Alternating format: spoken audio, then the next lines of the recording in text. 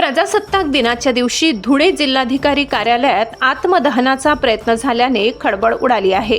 शिरपूर तालुक्यातील खोटे प्रतिज्ञापत्र प्रकरणात न्याय न मिळाल्याचा आरोप करत एका नागरिकाने हे टोकाचे पाऊल उचलले।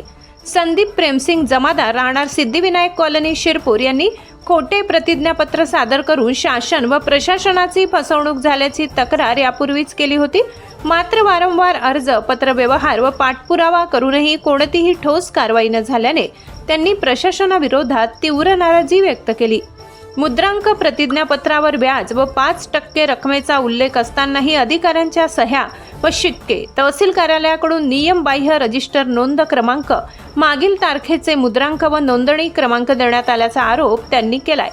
तहसीलदारांनी पत्र देऊनही पोलिसांकडून चौकशी न झाल्याचा आरोपही त्यांनी केलाय। वेळीचा हस्तक्षेप झाल्याने पुढील अनर्थ टळलाय। या घटनेमुळे प्रशासनाच्या कार्यपद्धतीवर गंभीर प्रश्नचिन्ह उपस्थित झाले आहे।